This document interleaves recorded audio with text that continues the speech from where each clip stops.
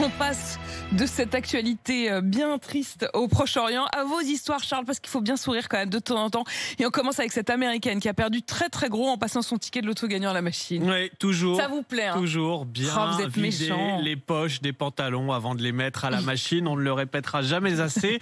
Et ça vous évitera de vivre la même mésaventure que cette habitante de Californie. Ça faisait des semaines qu'on recherchait le ou la gagnante d'un super jackpot de 26 millions de dollars. Et c'est le dernier jour de validité du ticket qu'une femme s'est présentée à son point de vente habituel en expliquant qu'elle était la grande gagnante, mais qu'elle n'avait pas le ticket sur elle parce qu'il était passé à la machine.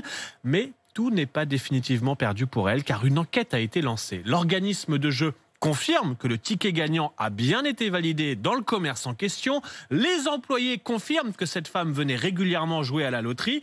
Et le gérant assure même que ce jour-là, elle avait bien coché les bons numéros. La copie de la vidéosurveillance du jour du ticket a été remise aux responsables de la loterie qui vont devoir trancher dans les prochaines semaines et décider s'ils font confiance à cette femme, s'ils croient son histoire et donc lui versent 26 millions de dollars. C'était moi. En faisant confiance à sa bonne Non, foi. je vous assure, en fait, sur les vidéosurveillances, on voit pas très bien parce que c'est flou, mais c'était moi. Évidemment. Bon courage pour plaider ça auprès de la loterie américaine.